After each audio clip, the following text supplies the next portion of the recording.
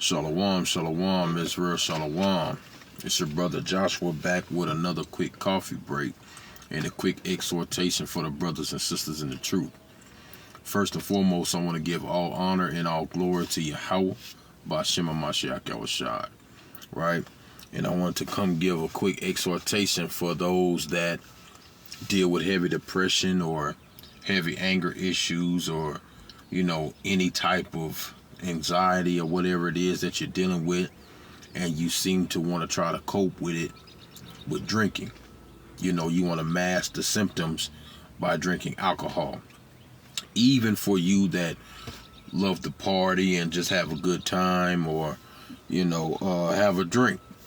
Those that struggle with the overindulgence of drinking, right? It's nothing wrong with having a drink or two every now and then. But you got to understand that things have to be done in moderation. Things have to be done decently, in order, in season. And, you have to really watch yourself and take care of yourself and watch out for your spirit when you're in a drunken state.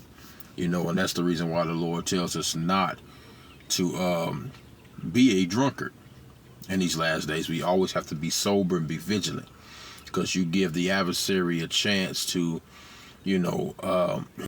persuade you to do things that are not comely, right? And there's still a lot of our people that are out here that struggle with the excess of, drinking and things like that. And they say in the world, too much of anything is not good. And definitely drinking.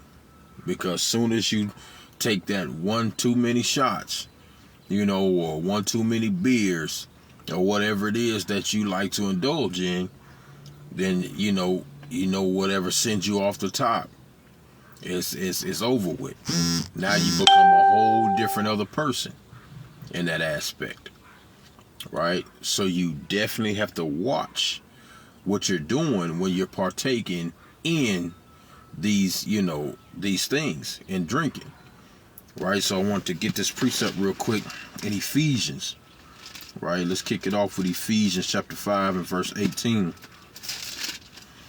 And it reads, "And be not drunken with wine, wherein is excess, but be filled with the Spirit." So the Lord said, don't be drunken with wine in excess, in abundance, right? You taking way too many shots, right? You're taking way too many, beers to the head, man. You taking the bottle to the neck, man. Turning up the bottle, man. Partying with your ladies, when y'all going out on ladies' night, or your brothers when you're hanging out, man, watching the big game, or even having a good time at a feast day or whatever it is, man. The Lord said, don't be drunken with excess, man, because your mind is not right, man, when you're drunken in excess. But rather be filled with the Spirit, especially those that deal with depression, things like that. And they take those things for a coping mechanism, the so-called medicine that they need to get over a stressful day. It's okay when you want to come home and you've been working 10, 12 hours or whatever, and you want to kick up your feet, man, and pop a beer open, man. Or two maybe.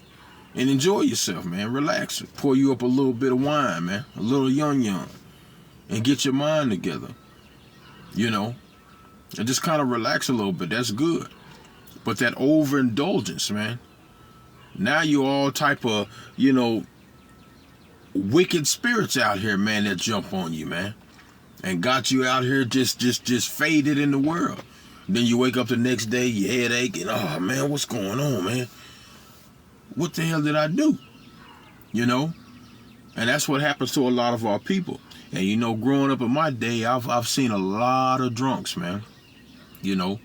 And some in my family love to get drunk, man, and talking, telling everybody business, fighting, whatever have you. The Lord said that's a mocking spirit when you get drunk, right? Because next thing you know, you done blacked out. Some things done happen that it ought not to. You wake up and you're like, man, what's going on? The next day, everybody looking at you crazy. Now don't nobody want to deal with you. Oh, nah, man, he be tripping when he be drinking, Or so-and-so spilling the beans when they drunk.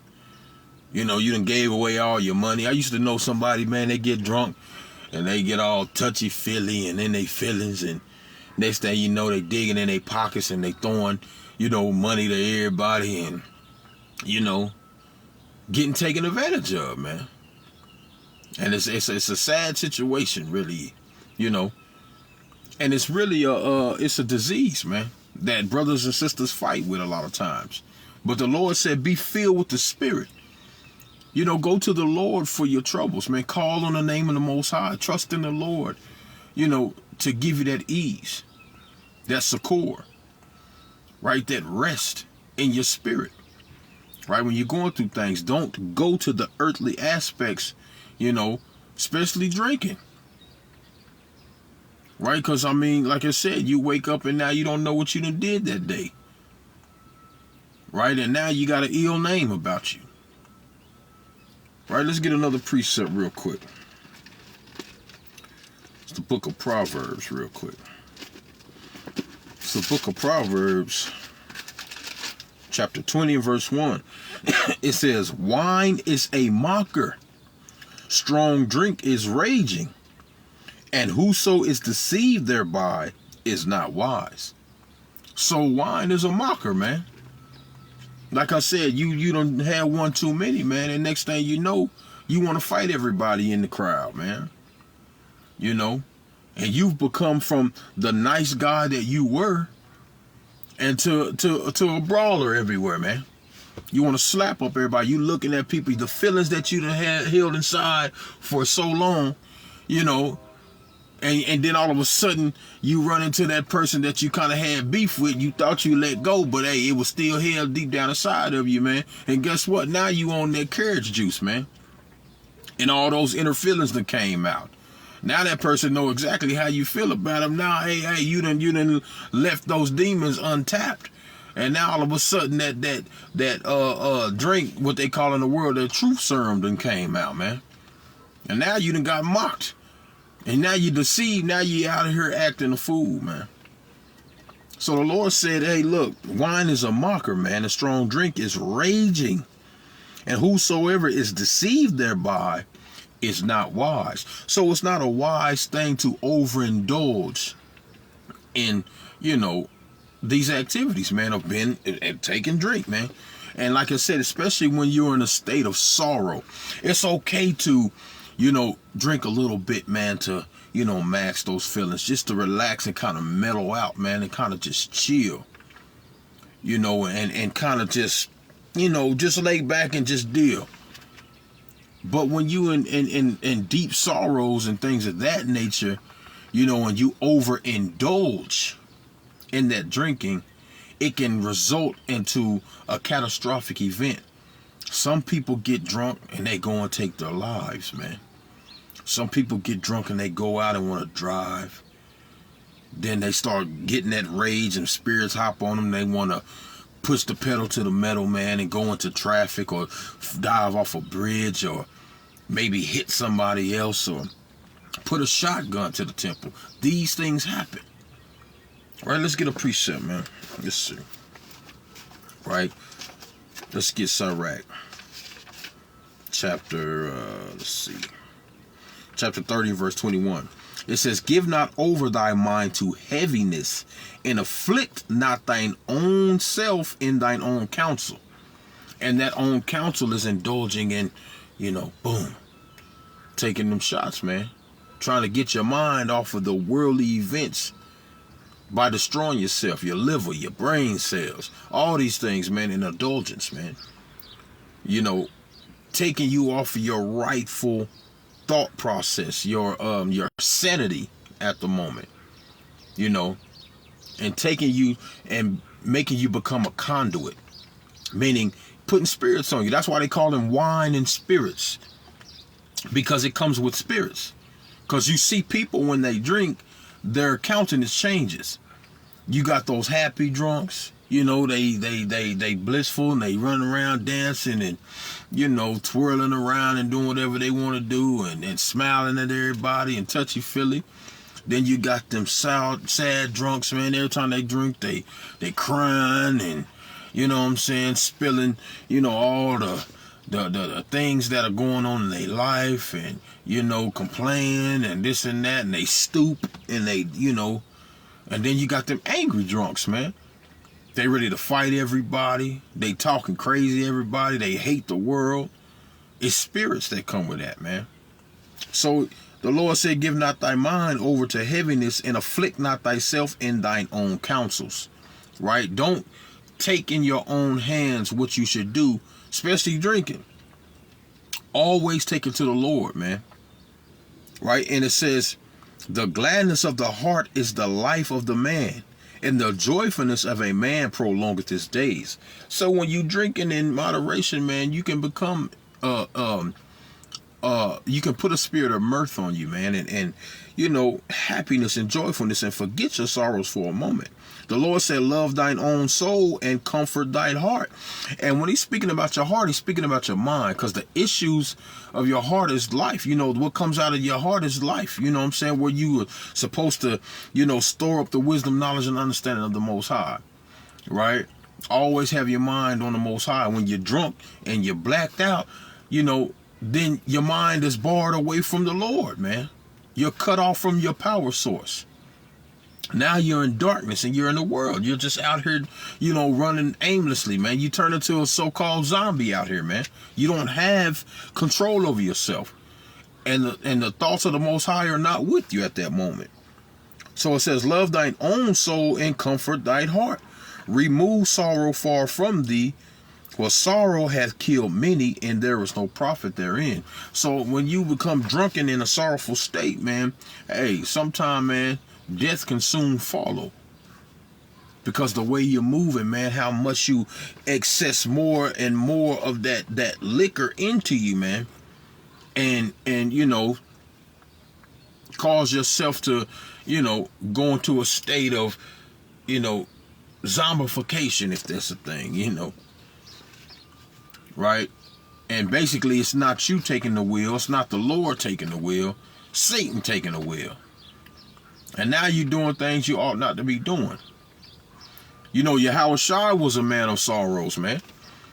Yahushua, think about it. Yahushua partook in drinking wine. They try to accuse him for being a wine bibber. They said, oh, man, this man is a glutton and a wine bibber, man. He eating and he drinking too much, man. No, that's not what Yahushua was on. But Yahushua did love the wine, because why? He was a man of sorrows. He dealt with sorrows. And the Lord said, look, sometimes the wine is created for you to forget these things, man. If you're drinking in excess. Right, let me get this real quick. Let me get this in Isaiah 53, right? It's the book of Isaiah chapter 53 and verse number 3. And it reads, he is despised and rejected of men, a man of sorrows, and acquainted with grief. And we hid as we hid as it were our face from him, and was despised, and we esteemed him not. So the Lord carried sorrows with him. He carried these sorrows upon him, man. And he dealt with that. So he liked to drink a little wine to kind of help him, escape that thought process, because Yahushua knew that he come to be put to death for men, for his people. He came to be put to death. Now think about it. The average Jake, knew that, hey, look, I gotta die for my people, man. I gotta die at this time for my people. You too would be a drunkard, but Jake would be a drunk times 100, man. They didn't have, the spirit, of Yahushua, the spirit without measure. The average Jake don't have that. So Jake wouldn't be able to contain himself in those situations. But the Lord was a man of sorrows as well, too. He went through that, too. He was in the flesh. So he drank a little wine to stay, a quote unquote positive mirth. Have good spirits about the situation. Right? And even when he was sad, he dealt with that, he drank a little bit just to keep himself, stable, man. Because wine is made for, you know what I'm saying, your mind to be in mirth, gladness. Matter of fact, let me get that real quick. In Sirach 31, right? This is the book of Sirach, chapter 31, and verse number 27, and it says, wine is good as life to a man, if it be drunken moderately. So wine is good for, you know what I'm saying, man's minds, man. Man's heart. Right? If it's drunken in moderation, man. Right? And it says, what life is it to a man that is without wine? So that's the question, man. What life is, you know, what type of life would it be if you didn't have wine to help you, you know, escape that reality a little bit? And it says, for it was made to make men glad. So wine was created to allow you to have mirth in a sorrowful world, in a world full of disease and disaster, captivity, you know, things of that nature. The Lord created the wine for you to be glad, to have mirth, you know, in your seasons of high holy days, and, you know, congregating with your brothers and things of that nature, man, or just having you a good nightcap after you're working and things of that nature, man. The Lord gave you that to make your mind happy. If it's drunk in moderation, you know, and in season. And it says, wine measurably drunk and in season bringeth gladness to the heart and cheerfulness of the mind. So it is made to cheer you up. But too much of that wine, it becomes a mocker. It becomes a destruction mechanism, a tool of disaster, right? That can put you in a state of you know, doing things that you ought not to be doing, and even, you know, to the point to put you to death, man. And it's not good. It's not good at all. But measurably and moderately taken care of in drunken season, guess what, man? It's good for a man. Did you know that, you know, wine is even good for your infirmities, man? If you got some type of illness or something like that, wine is, you know, created to help your stomach out and things like that. Help with different type of parasites or some type of disease or things of that nature too. It's good for you, right? Let's get that real quick. Let's go to 1 Timothy, right? It's the book of 1 Timothy, right? Chapter 5. And verse number, let's see, verse number 23. It says, drink no longer water, but use a little wine for the stomach's sake and thine often infirmities. So the Lord says sometime it's good for you to go ahead and drink you a little bit of wine, man, for your infirmities, man, for your stomach's sake, man. You know, you got all kinds of, you know, stomach issues and things of that nature, man. The Lord said it's okay to drink your little wine, man. Help you out. It's good for the heart, meaning the mind, and your stomach, and your body functions, man.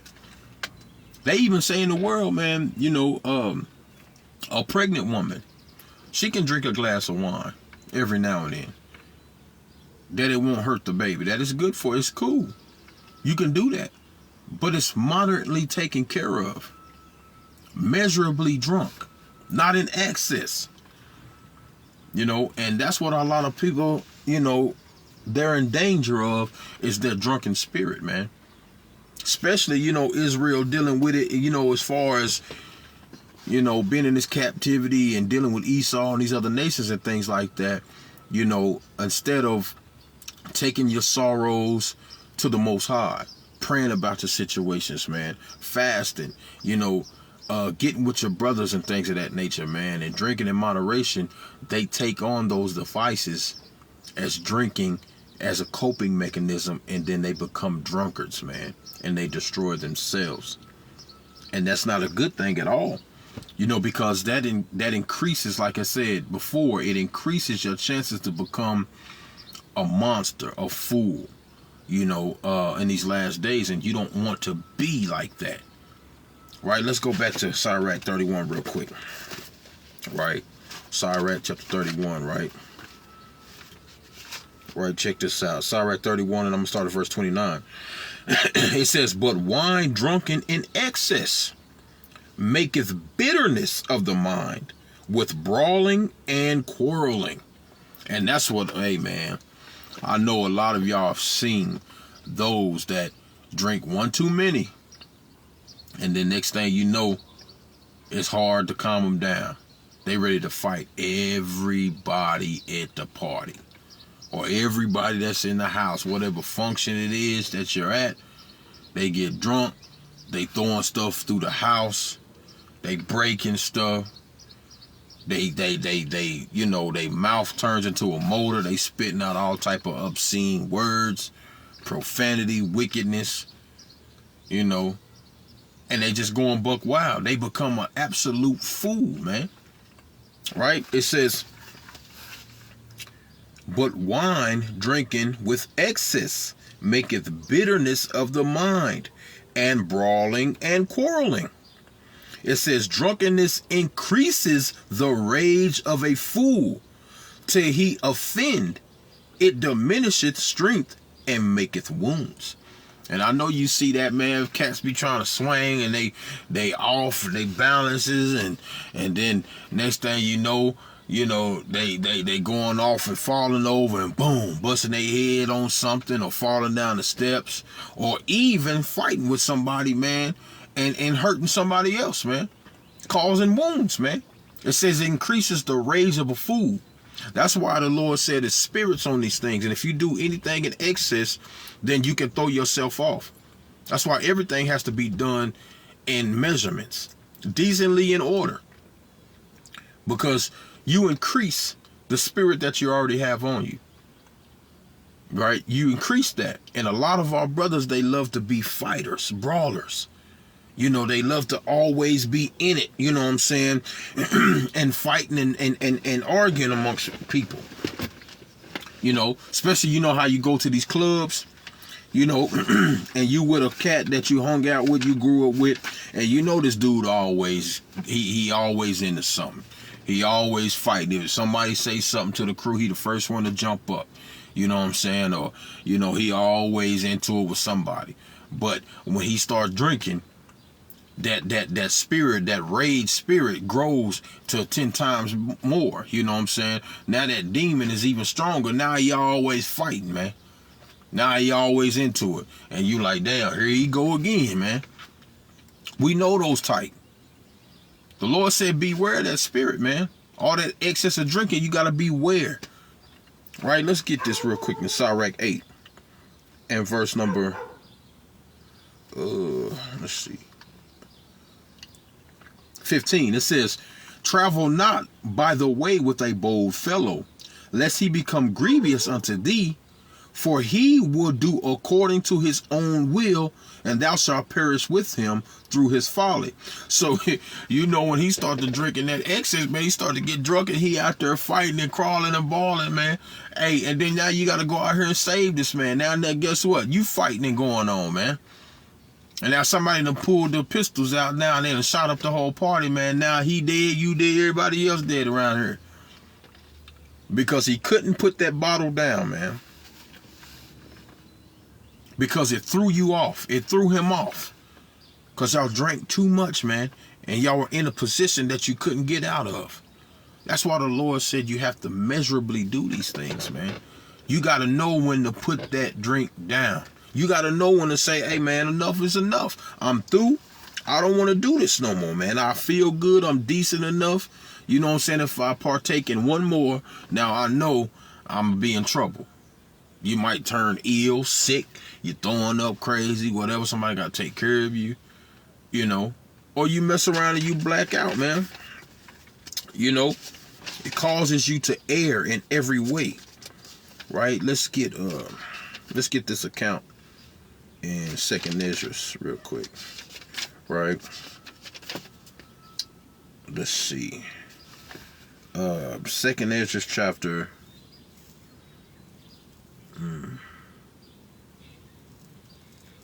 I don't think. Better yet, 1st Ezra. I'm thinking 2nd Ezra, 1st Ezra. Bear with me 1 second. Bear with me. Right. This is the account of the king getting the information from his subjects on the things of that wine can cause you to err. Let's start at this first Ezra 3. Let's start at verse number 17. It says, and he said unto them, declare unto us your mind concerning these writings. So, because he asked, these cats to write down and these things for the king.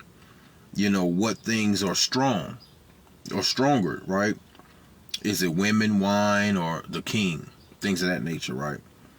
So, it says, and he said unto them, declare unto us your mind concerning the writings. Then began the first, who had spoken of the strength of wine. And he said, thus, O ye men, how exceeding strong is wine! It causeth all men to err that drink it, man. It says it causes all men to err when they drink it. This is how strong wine can be. If you take too much of this wine, it can cause you to err. Do something you're not used to doing, right? Cause you to make mistakes. And it says, it maketh the mind of the king and of the fatherless child to be all one, of the bondman and of the freeman and of the poor man and of the rich man. So it means that it don't matter if you're a great king or you a peasant on the street. It causes all men to err and do the same wicked things, man. And it says, it turneth also every thought into jollity and mirth, so that a man remembereth neither sorrow nor debt. So it can cause good, vibes, man, to take you temporarily away from your problems in the world. And it says, and it maketh every heart rich, so that a man remembereth neither king nor governor, and maketh to speak all things by talents, right? And it says, when they are in their cups, they forget their love both to the friends and brethren, and the little after draw out swords. So that says when they're in their cup, meaning when you're just indulging and you're gulping and you going in at it, you forget the love of your brothers. You forget that, hey man, this was your best friend, man, your closest friend. Now you into it, man, because you done start drinking too much. You going crazy. And it says afterward they drawing swords. Now they ate each other's neck, man, because they done went in way too much with this drink, man. Right? And it says, but when they are from the wine, they remember not what they have done. And that's that blackout stage, man. That excess of drinking, man, when you done fell out on conscience, man. And now you driven by these spirits and you just out here being a fool, man. And it says, O ye men, is not wine the strongest, and that enforceth to do thus? And when he had so spoken, he held his peace. So, wine has the power to throw you off. It can give you mirth, jollity, man, make you joyful. It can make you, go to a point to where, you're enraged as a fool, you're fighting, you're going off crazy. And it also can cause you to err to do something you ought not to do. It can turn you into a whoremonger, man. It can turn you into a wicked, low down, no good man. And beef up those spirits that are in you that you was trying to maybe fight off, and you wasn't trying to go off and deal with these women or whatever it is, man. And now you done got too drunk, and now your whoremonger spirit that you've been trying to fight off, your lusting spirit, now it then magnified times 10. Now you out here being a whore. And next thing you know, you're eyeballing your best man's woman and things of that nature, man. That's wicked as hell. All because you want to keep drinking and keep drinking. You don't know how to stop, man. And these things can happen. And now next thing you know, you trying to sleep with your neighbor's wife and stuff, man. Oh, you trying to urge them to shoot shots with you, and you eyeballing them across the room. You doing all type of wickedness, man. The Lord said you got to know yourself, man. Examine yourself. Know how far you can go. Right? See, this is what Jake be doing, right? Let me read this. This is what Jake be doing. Right? This is Sirach chapter 9, right? And verse number 9. Wait, Slakia. Right? Went too far. This is Sirach 9 and 9. It says, sit not at all with another man's wife, nor sit down with her in thine arms, and spend not thy money with her at the wine, lest your heart incline unto her, and so through desire thou fall into destruction. So a lot of Jacob do that, man. They start drinking with the women. You know, they start, you know, getting immersed and you know, the evil thoughts start coming to their minds and things of that nature, man. And now they, you know what I'm saying, cuddling up, getting a little close and, oh, drink some more, you know, things of that nature, man. Now you're going off. And it's same for you women too, because women, being a weaker vessel, definitely don't need to be partaking in too much wine, man. Because you see in these clubs, man, these women drinking and drinking and drinking, man, and next thing you know, they got a man, they got a husband at the house, and they done woke up in somebody else's bed, man. Or might not even make it home. They might end up somewhere lifeless, man. Taken away because they wasn't coherent. They couldn't, you know what I'm saying, defend themselves, man. Or make the right decision. A lot of women, you know, lose their lives or come up missing or do something wicked as hell because of the excess of wine, man. And that happens a lot in Israel with the women, man. Right? Let's get this Sirach 26. Get a couple more. Right? This is the book of Sirach, chapter 26, and I'm going to start at verse 8. It says, a drunken woman and a gatter abroad causeth great anger, and she will not cover her own shame. And that's a lot of Eve, man. Y'all don't cover y'all shame because y'all so drunk. Y'all just out here. Now you done turned into that independent woman times 10. Can't nobody tell you nothing. You already half naked out here. Now you're showing your whole behind. Now you done end up at the next door neighbor Jake house, man. Or Jake around the corner, man.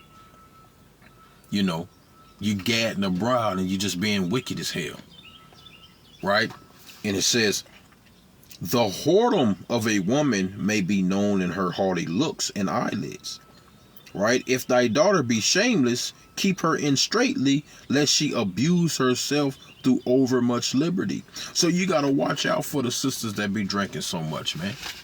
That just be going in and drinking constantly. You got to watch out for them sisters, man.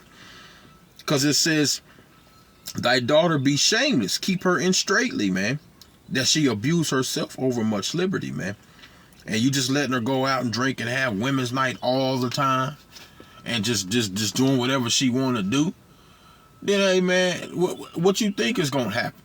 Because she hanging out with them single sisters that want to keep standing in their ear and telling them, hey, you need so-and-so was looking at, oh, you need to do this. Hey, didn't your husband, hey, man, he was doing this. So, you know, hey, just one time, come with me. The next thing you know, it's over with, man. Because you can't make a rational decision because you out here drunk, stumbling over your heels, trying to pull your dress down, you falling in the streets, scraping up your knees and going on, man. Right? And it says, I'm going to jump to verse number 11. It says, watch over an imputed eye and marvel not if she trespass against thee. She will open her mouth as a thirsty traveler. When she had found a fountain and drink of every water near her by every hedge, will she sit down and open her quiver against every arrow. And we see that, man, time and time again, man. When that drink get into them systems, man, they turn into a whole nother system. They was this mighty Proverbs 31 woman. Oh, they love the Lord. Even these so-called Christian women, all that type of stuff, man. I'm a bad bee, and I'm this and that. And then next thing you know, man, they got a little bit too much wine up in them, man. All that go out the window. All that goes out the window. Now she crawling all up on your man. Now she in his face. She done forgot about you, her best friend right here. She done say, hey, the wine just done blocked her completely from you sitting around, you know, right here. Now she trying to jump in his bed.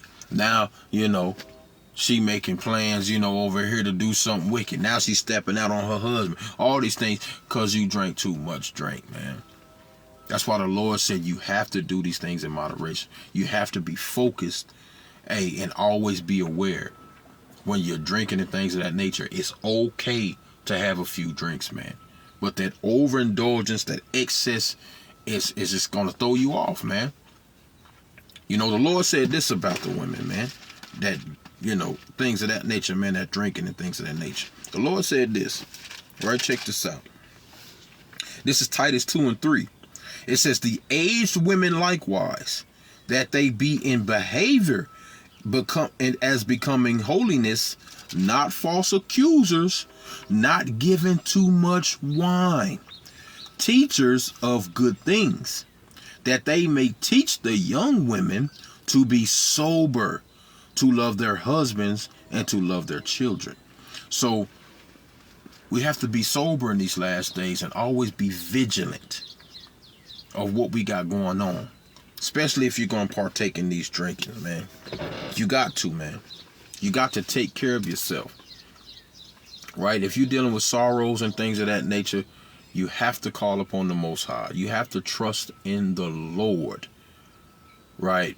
Rather than going to the bottle, man. The bottle's not going to save you, man. It's not going to save you. It might give you a temporary relief, but that's it. But too much of it, it's going to destroy you. Way too much of it is going to destroy you. You have to be careful. Right, so let's get this last one real quick. Right, it's the book of Sirach, chapter 31, and verse number 19. And it reads, a very little is sufficient for a man, well nurtured, man. So the Lord said, a very little is sufficient for a man that's nurtured. Right? If you understand the scriptures, if you understand, right, these commandments, if you understand that the Lord is your succor, then very little, if anything, is sufficient enough for you, man. And you have to take that, right, and use the wisdom that you have. You have to. Right? Because you're not going to make it into the kingdom, man, being a drunkard. It's not going to happen. You read that in 1 Corinthians chapter 6 and verse 9 and 10. Right? So, if you're struggling with the bottle, put it down. Repent. And call on the name of the Most High, man. But I hope it was edifying. Take the precepts and apply them to your life, man. Right? Repent and return to the Lord. But with that, shalom.